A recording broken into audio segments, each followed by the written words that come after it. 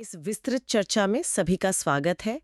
आज का जो विषय है वो उन सभी के लिए एक तरह से मास्टर क्लास है जो शिक्षा के क्षेत्र में अपना भविष्य बनाना चाहते हैं। बिल्कुल। विशेष रूप से जो परीक्षार्थी सीटीईटी, यूपीटीईटी या बीपीएससी, टीआरई जैसी शिक्षक पात्रता परीक्षाओं की तैयारी कर रहे हैं। जी, आज हम जिस स्रोत सामग्री पर चर्चा करने वाले हैं वो शैक्षिक नोट्स का एक बहुत ही महत्वपूर्ण हिस्सा है। प्रसिद्ध मनोवैज्ञानिक एरिक एरिक्सन का मनोसामाजिक विकास सिद्धांत यानी साइको सोशल डेवलपमेंट थ्योरी। बिल्कुल, और आज का हमारा लक्ष्य केवल तथ्यों को रटना नहीं है। हम इस सिद्धांत की 8 अवस्थाओं, आइडेंटिटी क्राइसिस के कंसेप्ट और परीक्षा के लिए जरूरी सुपर टिप्स को गहराई से समझेंगे। एकदम सही, ताकि इसके पीछे का जो पूरा मनोविज्ञान है वो शीशे की तरह साफ हो जाए। और परीक्षा के नजरिए से तो ये विषय महत्वपूर्ण है ही। लेकिन इसका दायरा सिर्फ एक उत्तर पुस्तिका तक सीमित नहीं है ना? बिल्कुल नहीं। एरिक एरिक्सन का ये सिद्धांत असल में मानव जीवन की एक बहुत ही खूबसूरत और जटिल यात्रा का नक्शा है। मतलब ये बताता है कि एक इंसान जन्म से लेकर अपनी मृत्यु तक किन मानसिक और सामाजिक उथल-पुथल से गुजरता है। हाँ, इस पूरी चर्चा में हम बहुत ही शांत, विश्लेषणात्मक और एक कोचिंग के नजरिए से इस सफर को डिकोड करेंगे, ताकि इसके पीछे छिपे मनोवैज्ञानिक कारण हमेशा के लिए स्मृति में दर्ज हो जाएं। तो इस यात्रा की शुरुआत खुद उस व्यक्ति से करते हैं जिसने ये नक्शा तैयार किया। Erik Erikson. जी, जो एक जर्मन अमेरिकी मनोवैज्ञानिक थे। उनकी एक बहुत ही प्रसिद्ध पुस्तक है जिसका नाम चाइल्डहुड एंड सोसाइटी है। बहुत ही महत्वपूर्ण किताब है ये मनोविज्ञान की दुनिया में। लेकिन शैक्षिक नोट्स में एक शब्द बार बार आता है। एरिक्सन को नियो फ्रॉइडियन कहा जाता है। हाँ, नियो फ्रॉइडियन। ये बहुत दिलचस्प है। मनोविज्ञान में सिगमंड फ्रॉइड का नाम बहुत बड़ा है, तो फ्रॉइड के नाम के आगे ये नियो यानी नया लगाकर एरिक्सन को क्यों परिभाषित किया जाता है? इस नियो फ्रॉइडियन शब्द को समझना इस पूरे सिद्धांत की नींव को समझने जैसा है। अच्छा। जी, नियो फ्रॉइडियन उन विचारकों को कहा जाता है जिन्होंने सिगमंड फ्रॉइड के मूल सिद्धांतों को पढ़ा, उन्हें समझा, उन्हें अपना आधार भी बनाया। लेकिन फिर वे मुझसे पूरी तरह सहमत नहीं हुए। एकदम सही पकड़ा। उन्होंने उसमें अपने खुद के नए विचार जोड़ दिए।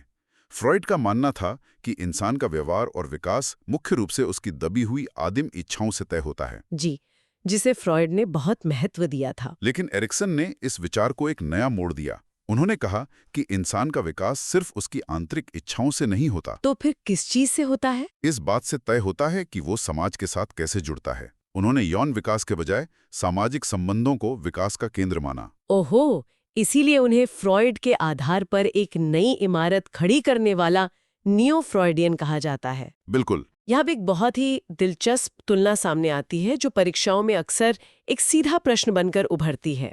हाँ, फ्रॉइड और एरिक्सन के बीच की तुलना। अगर हम दोनों के बीच एक लकीर खींचें तो फ्रॉइड का पूरा जोर मनोलैंगिक विकास यानी साइकोसेक्सुअल डेवलपमेंट पर था। सही कहा।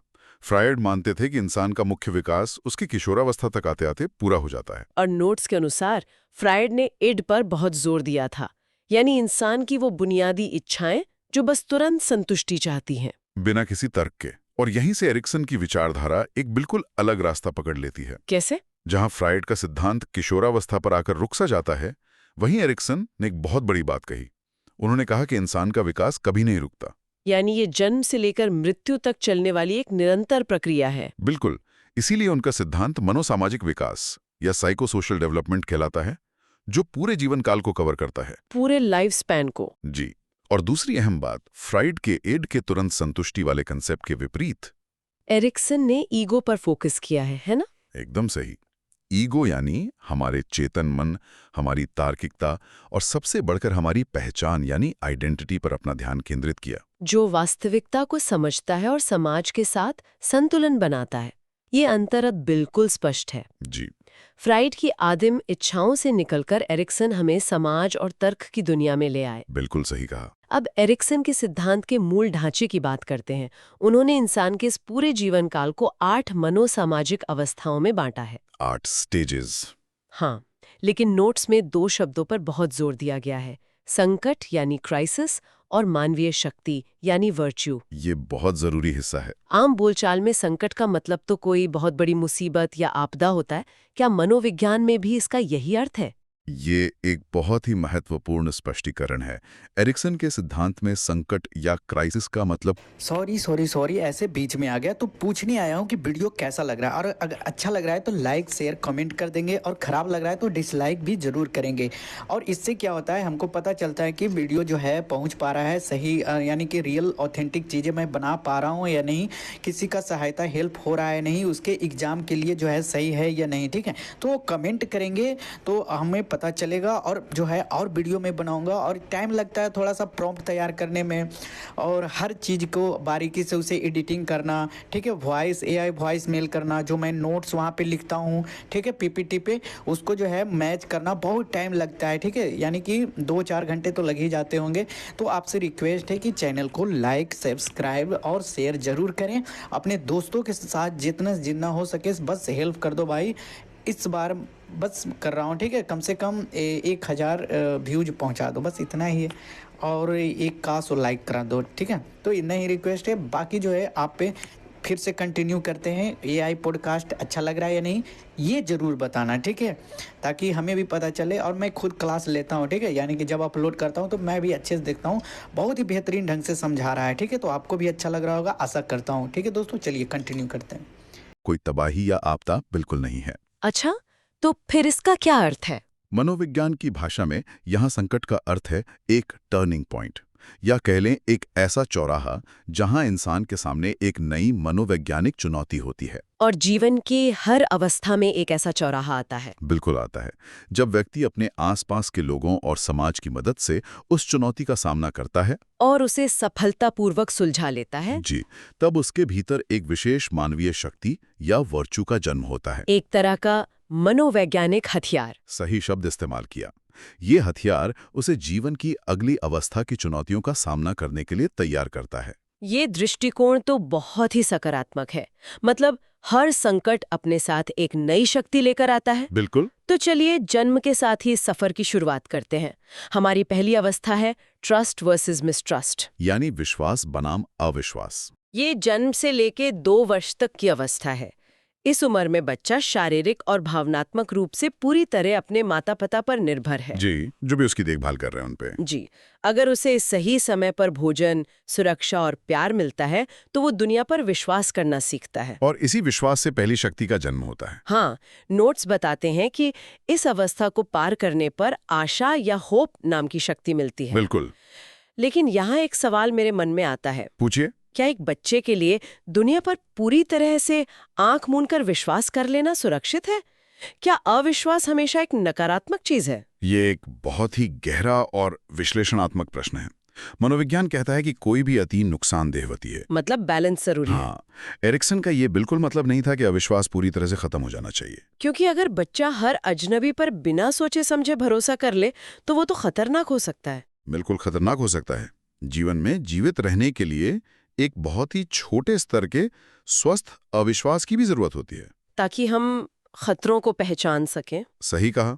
लेकिन पलड़ा हमेशा विश्वास की तरफ भारी होना चाहिए। जब बच्चे को लगातार ये महसूस होता है कि उसकी जरूरतें पूरी होंगी, तो उसके अंदर ये आशा जगती है कि भले ही जीवन में कभी-कभी मुश्किलें आएं, लेकिन अंततः सब ठीक हो जाएगा। ये आशा ही जीवन की पहली और सबसे बुनियादी शक्ति है। बिल्कुल, संतुलन ही कुंजी है, लेकिन नींव विश्वास की होनी चाहिए। अब बच्चा थोड़ा बड़ा हो गया है, वो चलने फिरने लगा है, तो यहाँ आती है दूसरी अवस्था, ऑटोनॉमी वर्सेस शेम, यानी स्वायत्ता बनाम शर्म।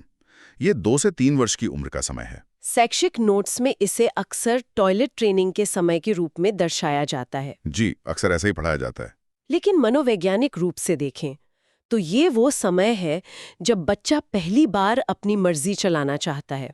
वो हर काम के लिए कहता है, मैं खुद करूंगी या मैं खुद करूंगा। बिल्कुल, और इसे सिर्फ टॉयलेट ट्रेनिंग तक सीमित कर देना इस अवस्था के असली अर्थ को कम कर देता है। टॉयलेट ट्रेनिंग इसका एक हिस्सा जरूर है। हाँ, क्योंकि वो शारीरिक नियंत्रण का पहला बड़ा कदम है, लेकिन असल में यह अवस्था बच्चे के स्वतंत्र अस्तित्व के बारे में है। बच्चा खुद कपड़े पहनना चाहता है, खुद खाना चाहता है। मान लीजिए एक बच्चा खुद गिलास से दूध पीने की कोशिश कर रहा है और दूध छलक जाता है, जो कि बहुत आम बात है। हाँ, अब अगर माता पिता उसे डांटते हैं और कहते हैं कि तुमसे नहीं होगा, तो वह बच्चा अपने ही प्रयासों पर शर्मिंदगी महसूस करने लगता है। यानी उसमें शेम आ जाती है। जी, लेकिन अगर माता पिता उसे प्रोत्साहित करते हैं तो वो स्वायत्त या ऑटोनोमस महसूस करता है। और इस संकट को पार करने पर जो शक्ति मिलती है वो है इच्छा शक्ति। या जिसे हम विल कहते हैं।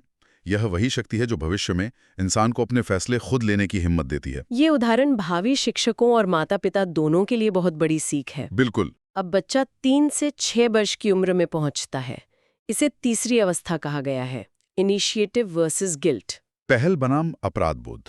नोट्स में इसे प्ले एज कहा गया है। ये वो उम्र है जब बच्चे के अंदर दुनिया को जानने की असीम ऊर्जा होती है। हाँ, वो नए नए खेल खुद बनाता है। और सबसे बड़ी बात, वो अनगिनत सवाल पूछता है।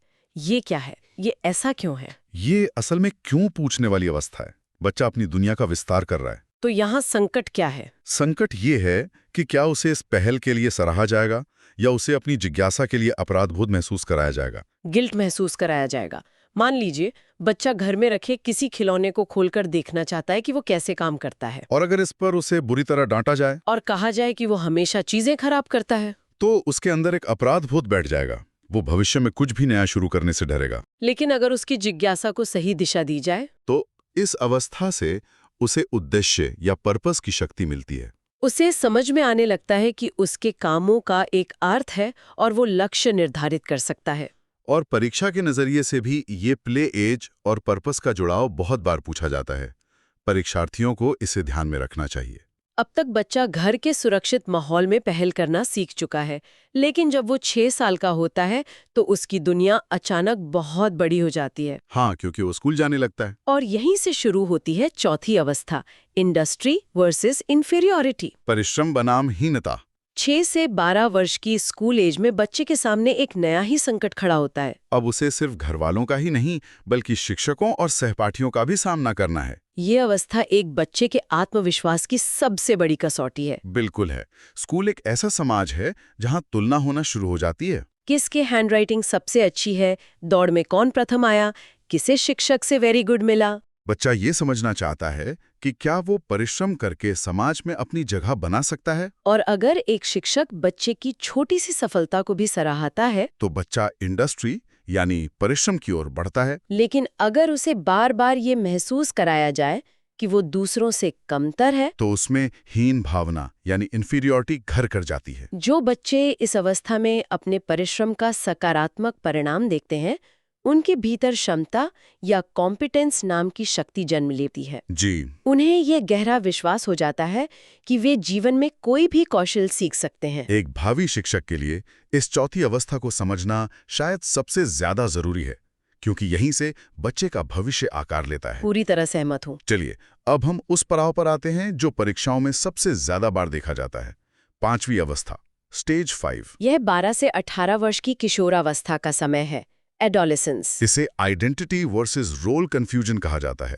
यानी पहचान बनाम भ्रांति। यह उथल-पुथल भरा समय है जहां इंसान के मन में सबसे गहरा सवाल उठता है, मैं कौन हूँ? मेरा इस दुनिया में वजूद क्या है? मैं कौन हूँ? ये सिर्फ एक सवाल नहीं बल्कि एक पूरा मनोवैज्ञानिक तूफान है। और इसी अवस्था में एरिक्सन का सबसे प्रसिद्ध शब्द गढ़ा गया, आइडेंटिटी क्राइसिस। जी, पहचान का संकट। ये एक ऐसा समय है जब किशोर ना तो बच्चा रहा है और न ही अभी पूरी तरह से वयस्क हुआ है। वह समाज में अपनी भूमिका, अपने करियर, अपने नैतिक मूल्यों और अपनी विचारधारा को लेकर एक भ्रांति में रहता है। Role confusion. बिल्कुल। वो अलग अलग दोस्तों के समूह, अलग अलग विचारों और अलग अलग पहनावे को अपना कर देखता है कि उस पर क्या सही बैठता है। ये पहचान ढूंढने की जद्दोजहद है। और जब ये तूफान शांत होता है, जब एक किशोर को ये समझ आ जाता है कि वो कौन है और उसे जीवन में क्या करना है, तब उसे कौन सी शक्ति प्राप्त होती है? इस सबसे कठिन संकट को पार करने पर जो शक्ति मिलती है वो है निष्ठा या फिडेलिटी। फिडेलिटी का अर्थ है समाज की विविधताओं के बावजूद अपने मूल्यों, अपनी विचारधारा और अपने रिश्तों के प्रति वफादार होना। ये वह शक्ति है जो इंसान को समाज का एक जिम्मेदार हिस्सा बनाती है। जो विद्यार्थी परीक्षा की तैयारी कर रहे हैं, वे इस बिंदु को बहुत गहराई से याद रखें। हाँ, आइडेंटिटी क्राइसिस का सीधा संबंध 5वीं अवस्था यानी किशोरावस्था से है। अब तूफान शांत हो चुका है और किशोरावस्था पार हो चुकी है, जीवन वयस्कता की ओर बढ़ चला है। हम छठी अवस्था में प्रवेश करते हैं, स्टेज 6। Intimacy versus isolation. यानी आत्मीयता बनाम अलगाव। ये 18 से 40 वर्ष की उम्र का एक लंबा और महत्वपूर्ण समय है। इस दौर में व्यक्ति अपने करियर में स्थिरता और जीवन में गहरे संबंध बनाना चाहता है। यह अवस्था दूसरों के सामने खुद को पूरी तरह से खोलने की क्षमता के बारे में है। यहाँ एक बहुत ही नाजुक संतुलन है। कैसा संतुलन? व्यक्ति तभी किसी के साथ आत्मीय या इंटीमेट हो सकता है जब 5वीं अवस्था में उसकी खुद की पहचान मजबूत हो चुकी हो। ओह, तो अगर कोई इंसान अंदर से अपनी पहचान को लेके ही डरा हुआ है, तो वो दूसरों से गहरे रिश्ते बनाने से बचेगा और अंततः अकेलेपन या आइसोलेशन का शिकार हो जाएगा। लेकिन अगर व्यक्ति सफलतापूर्वक गहरे, सच्चे और अर्थपूर्ण संबंध बनाने में सफल होता है, तो यहाँ जिस महान शक्ति का विकास होता है वो है प्रेम, लव। और ये सिर्फ रोमानी प्रेम नहीं है। नहीं, ये सच्ची साझेदारी का प्रेम है। इसके बाद जीवन का वो पड़ाव आता है जहां इंसान परिपक्वता के शिखर पर होता है। 7वीं अवस्था, स्टेज 7। जेनरेटिविटी versus stagnation. उत्पादकता बनाम ठहराव। ये 40 से 65 वर्ष की उम्र का समय है। अब तक इंसान ने खुद के लिए बहुत कुछ कर लिया है, अब उसका ध्यान अपनी अगली पीढ़ी की ओर जाता है। इस अवस्था में एक बहुत बड़ा मनोवैज्ञानिक बदलाव आता है। इंसान सिर्फ अपनी तरक्की से संतुष्ट नहीं होता, वो समाज के लिए कुछ उत्पादित करना चाहता है, जनरेट करना चाहता है। सही कहा। ये उत्पादन बच्चों की परवरिश के रूप में हो सकता है, अपने कार्यस्थल पर युवा सहकर्मियों के मार्गदर्शन के रूप में हो सकता है, मेंटरशिप जिसे कहते हैं। हाँ, या समाज में कोई सकारात्मक बदलाव लाने के रूप में हो सकता है। जो लोग ऐसा कर पाते हैं वे महसूस करते हैं कि दुनिया में उनका एक सार्थक योगदान है। इसके विपरीत जो ऐसा नहीं कर पाते वे एक मनोवैज्ञानिक ठहराव महसूस करते हैं, स्टैग्नेशन। जो लोग इस अवस्था में सफल होते हैं उनमें देखभाल या केयर की शक्ति विकसित होती है। ये दूसरों के निस्वार्थ भाव से देखभाल करने की क्षमता है। और अब ये लंबी यात्रा अपने अंतिम पड़ाव पर पहुंचती है। 8वीं और आखिरी अवस्था, स्टेज 8। Integrity versus despair. संपूर्णता बनाम निराशा। यह 65 वर्ष से अधिक की उम्र का समय है, जीवन की संध्या का समय। यहाँ इंसान भविष्य की ओर नहीं बल्कि अपने अतीत की ओर मुड़कर देखता है। जब जीवन की भागदौड़ थम जाती है तब व्यक्ति एकांत में अपने पूरे जीवन का मूल्यांकन करता है। यह एक बहुत ही दार्शनिक अवस्था है। जब वो पीछे मुड़कर अपनी सफलताओं, विफलताओं, अपने रिश्तों और अपने फैसलों को देखता है तो क्या उसे एक संतोष का अनुभव होता है? क्या वो कह सकता है कि हाँ, मैंने एक अच्छा जीवन जिया? अगर उत्तर हाँ है तो इसे इंटेग्रिटी या संपूर्णता कहते हैं। लेकिन अगर अतीत को देखकर सिर्फ पछतावा हो, ये लगे कि सारे मौके गवा दिए गए और अब कुछ सुधारने का समय नहीं बचा, तो व्यक्ति गहरी निराशा या डिस्पेयर में डूब जाता है। लेकिन जो इस संपूर्णता को महसूस कर पाते हैं उन्हें जीवन के इस अंतिम पड़ाव में बुद्धिमत्ता या विजडम की प्राप्ति होती है। विजडम, ये जीवन के तमाम खट्टे मीठे अनुभवों का सबसे परिष्कृत निचोड़ है। आशा से शुरू होकर बुद्धिमत्ता तक का ये सफर वाकई में मानव मनोविज्ञान का एक अद्भुत महाकाव्य है। बिल्कुल है। लेकिन परीक्षा कक्ष में बैठकर जब समय कम होता है तो इस पूरे महाकाव्य को याद रखने के लिए कुछ ठोस रणनीतियों की जरूरत होती है। शैक्षिक नोट्स स्पष्ट रूप से बताते हैं कि एक विशेष पैटर्न है जिस पर ध्यान देना चाहिए। वो पैटर्न ये है कि परीक्षाओं में सबसे अधिक प्रश्न पहली अवस्था से लेकर 5वीं अवस्था के बीच से ही पूछे जाते हैं। Stage 1 to 5। जी, एक परीक्षार्थी के लिए ये अनिवार्य है कि उसे इन शुरुआती 5 अवस्थाओं के नाम, उनकी सटीक उम्र और प्रत्येक अवस्था के बाद प्राप्त होने वाली शक्ति बिल्कुल स्पष्ट रूप से याद हो। इन अवस्थाओं के क्रम को याद रखने के लिए स्रोत सामग्री में एक निमोनिक ट्रिक दी गई है। ट्रिक याद रखना बहुत मददगार होता है। लेकिन जब हम उस ट्रिक को ध्यान से देखते हैं तो उसमें लिखा है TAAII और उसके बाद प्लस लगाकर IGI। TAAII plus IGI। हाँ, अब अगर हम अवस्थाओं के नाम देखें तो पहली अवस्था T से ट्रस्ट है, दूसरी A से ऑटोनॉमी है, लेकिन उसके बाद ट्रिक में एक और A है, जबकि तीसरी अवस्था तो इनिशिएटिव है जो I से शुरू होती है। ये थोड़ा भ्रम पैदा कर सकता है। ये एक बहुत ही व्यवहारिक बिंदु है। नोट्स बनाते समय अक्सर इस तरह की छोटी-मोटी टाइपिंग मिस्टेक हो जाती हैं। तो इसे कैसे सुधारें? एक विद्यार्थी को आंख मूंद कर रटने के बजाय तर्क का इस्तेमाल करना चाहिए।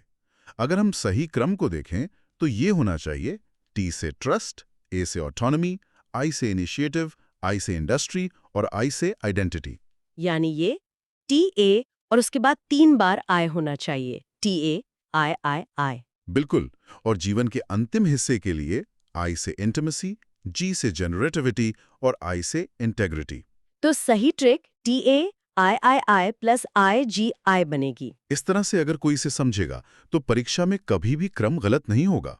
ये सुधार बहुत जरूरी था ताकि परीक्षा के दौरान कोई भ्रम न रहे। चलिए, इस पूरी चर्चा के आधार पर कुछ सबसे महत्वपूर्ण सवालों का एक क्विक रीकैप कर लेते हैं जो बार बार प्रश्न पत्रों में देखे जाते हैं। बिल्कुल, ये रीकैप बहुत जरूरी है। पहला सवाल, आइडेंटिटी क्राइसिस का सीधा संबंध किस अवस्था से है? इसका उत्तर है स्टेज 5 किशोरावस्था। दूसरा सवाल, प्ले एज किस अवस्था को कहा जाता है? इसका सटीक उत्तर है स्टेज 3 इनिशिएटिव वर्सेस गिल्ट। तीसरा सवाल, स्कूल एज कौन सी अवस्था है? उत्तर होगा स्टेज 4 इंडस्ट्री वर्सेस इंफीरियरिटी। और आखिरी सबसे महत्वपूर्ण सवाल, होप नाम की शक्ति किस अवस्था में विकसित होती है? इसका जवाब है सबसे पहली अवस्था यानी स्टेज 1 में। ये रिकैप परीक्षा के लिए एक बहुत ही मजबूत आधार तैयार करता है। अगर इस पूरी चर्चा को एक सूत्र में पिरोया जाए तो एरिक एरिक्सन का ये सिद्धांत केवल शिक्षकों के लिए एक पाठ्यक्रम नहीं है, बल्कि ये हर इंसान को खुद को और दूसरों को समझने की दृष्टि देता है। यह स्पष्ट करता है कि बचपन में मिला प्यार और विश्वास कैसे जीवन भर के संघर्षों के बीच से होता हुआ अंततः एक बुजुर्ग व्यक्ति की शांत बुद्धिमत्ता में बदल जाता है। विकास की यह निरंतरता ही इंसान को इंसान बनाती है। इस गहरी मनोवैज्ञानिक यात्रा को समझने के बाद सोचने वाली बात यह है, एक बहुत ही गहरा वैचारिक प्रश्न उभरकर सामने आता है जो इस पूरे सिद्धांत की नींव को झकझोरता है। वो क्या है? अगर किसी व्यक्ति के जीवन की बिल्कुल पहली अवस्था में ही ट्रस्ट और होप विकसित ना हो पाए, यानी बचपन का वो पहला साल, जी, अगर जीवन की शुरुआत में ही दुनिया एक असुरक्षित और डरावनी जगह लगने लगे, तो क्या जीवन के अंतिम पड़ाव तक आते आते इंटेग्रिटी और विजडम को प्राप्त करना संभव है? ये तो बहुत गहरा विचार है। क्या ये मुमकिन है कि बचपन के उस पहले साल का एक अनसुलझा संकट दशकों बाद बुढ़ापे की सबसे बड़ी और गहरी निराशा बन जाए? सोचने वाली बात है। इस गहरे मनोवैज्ञानिक विचार के साथ आज की इस विस्तृत चर्चा को यहीं विराम देते हैं। इस विषय की गहराई पर खुद से विचार जरूर होना चाहिए, क्योंकि यह सिर्फ परीक्षा का नहीं बल्कि पूरे जीवन का मनोविज्ञान है। धन्यवाद।